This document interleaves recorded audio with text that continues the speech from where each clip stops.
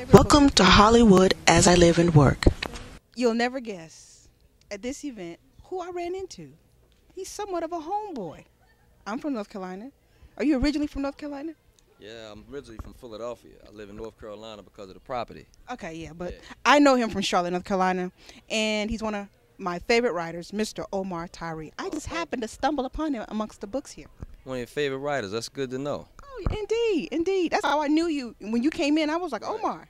Right. Well, I'm here covering the event. I'm going to be out in Hollywood for the summer duration, so I can really push these books into film, because we haven't had that with African American books to film. White American books are popping every week in the film department, and we haven't had a chance to do that.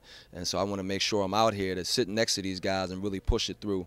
And I have a letter that came through from my publisher, Simon & Schuster, today that said, look, any possible film deals that we have, we will put the extra marketing bubble in there. So these guys need to understand that you're not just talking about authors, you're talking about major publishing houses who are dying and waiting to put all these black books out as films, and to remarket, and to have that marketing power of a film that a whole lot of white authors are getting. I've talked to Eric Jerome Dickey about this same thing, and his view is a little different.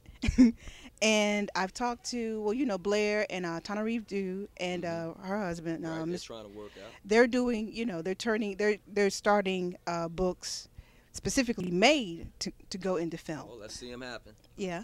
So how, and as an author though, how hard is it to kind of let go? Because once Hollywood gets your book, you don't necessarily, they can change it, do this, do that. So how much of that book are you willing to negotiate with? Because that's your story. So. Well, let's cut away from Hollywood first of all. If Hollywood was interested in African American material, we would have had a whole lot more movies done. Oprah Winfrey is not Hollywood. True that. That's Oprah Winfrey. And so if we really look at African American books being turned into film, it's not Hollywood at all. It's black people who read books. And right now we still don't have enough who know our content. They know our names, but they don't know the content. And so a lot of times it's almost like starting over again, where you're thinking that you're going to get some material that's going to be fresh, that's read, but a lot of individuals don't get a chance to actually read it. And so you come out here and you're basically introducing yourself and your book to film people, and that's like starting from zero.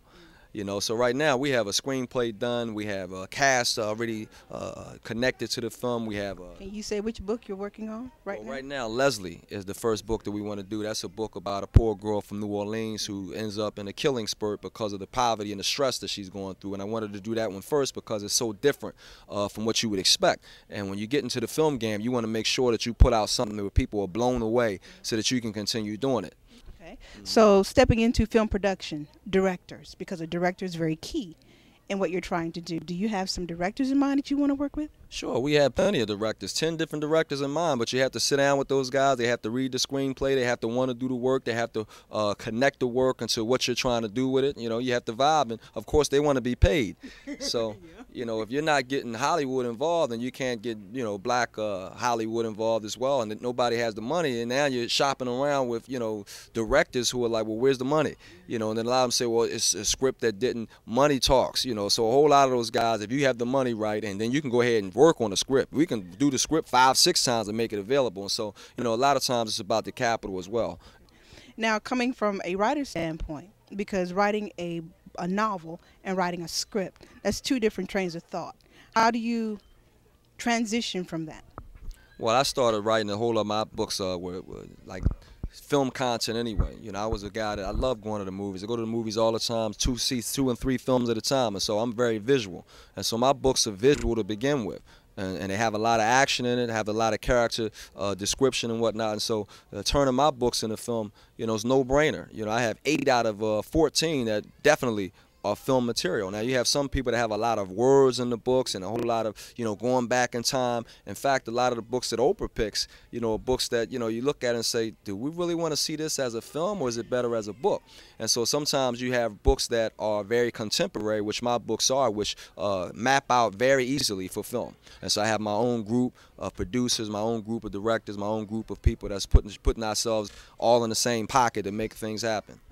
Do you have a production company name yet? Yeah, Renaissance Entertainment Group, me, my partner Arthur Wiley, and we got Dale Gaboldo out here, and so now we're making our little teamwork network to make sure we can make things happen, and then we're going to start doing television shows as well in the meantime, so we're trying to do anything that we can do to keep things moving forward with what we want to do ultimately, which is, you know, be an entertainment force to give black people more content to look at on film and on television. Why not just keep it as a book and let them create their own visuals? Right. Well, you're going to have some books that shouldn't be films, but at the same time, books, when they turn into films, it just creates more interest for the book. They sell more books. And so, you know, even though, you know, Eric Jerome Dickey may have said that, I understand it. We all want more people to read. I have a daggone literacy program, the Urban Literacy Project. Go to my website at omartyree.com. And the Urban Literacy Project, I've been pushing, you know, the literacy rates, particularly for boys. You know, you talking about Eric Jerome Dickey and the rest of us, we can't get men to read anything. And so I understand that, but at the same time, if we get them to see it, and they say, wow, that's what's in the book. Maybe we can get them in the bookstore to read the next book. And so the books are always going to be filled with more content. And so if we look at it, we can look at the screenplay as being a promotion for the books. And so I don't look at the two being in opposite positions. I look at us needing to help out right now in the book department to make us sexy again and more marketable. And so I'm going to go ahead and do the movie thing, and all of us are going to benefit from that.